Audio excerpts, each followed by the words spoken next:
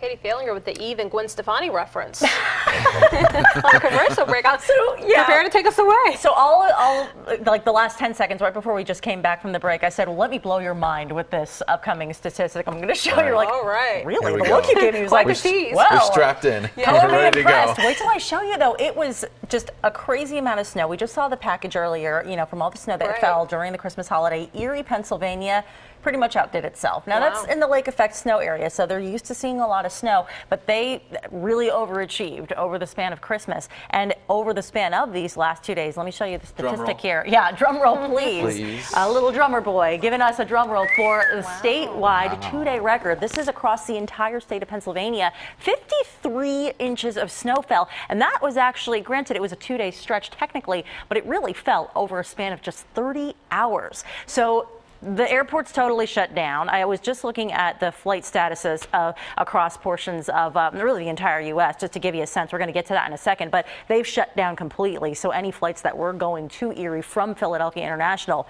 you're not going anywhere anytime soon.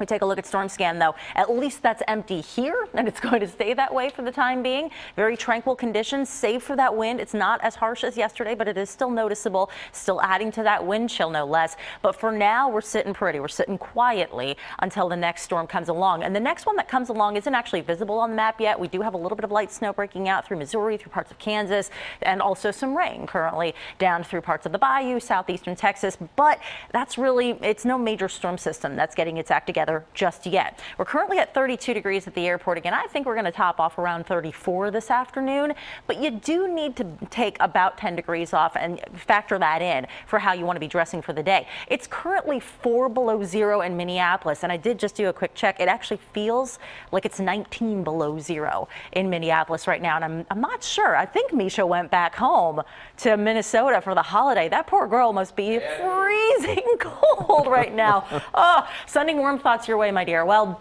let's take a look at the nationwide watches and warnings, though, if you are going to be traveling, especially by air. These are wind chill advisories and warnings posted across a good portion of the northern high plains. And when I show you those values, you can understand why. It's just bitterly cold to the point that it's frankly dangerous to be out there. But yeah, again, these delays here at our airport are more for departures than they are for anything else, just trying to get to other locations because of problems they're having at those hubs. It's not due to weather here. And I did see Newark International also having some issues due to the wind, in fact. There it is right there, having minor delays. No other major problems. Interestingly, San Francisco is having issues because of staffing, not because of weather, but there are some delays if you're trying to head back west. Meanwhile, if you're heading out on the roads today, you're good, even tomorrow and Thursday, but you're really going to need to bundle up and also warm up the car before you can hit the road, especially on Thursday. That will end up being the coldest day of this forecast, and I'll show it to you in a second in the 7-day. For now, just expect a chill in the air, but nothing compared to what's about to hit us. 34 the expected afternoon high, so we still, again, have a few more degrees up our sleeve. Later on tonight, we'll drop down to 19. And then here it comes. Another drum roll, please. We take a look. 30 degrees tomorrow. We start this sub-freezing trend as of tomorrow through the entire 7-day. So New Year's Eve, you're going out maybe for those fireworks. You will have to bundle up substantially and adequately to be at all comfortable in this. But Thursday's the coldest. And then we've got a shot for some snow showers, light snow. It's a pretty good chance on Friday, but a light snow chance on Friday. Saturday, that's a bit more of a question mark, so you want to stick with us as the pattern 14 falls. Looks real pleasant on Thursday night. Could be sub-zero, you know. But you should know, Katie, our minds were blown. Yes. So T's promise delivered. Yes. Very good. Yes. My dear is made. Very good.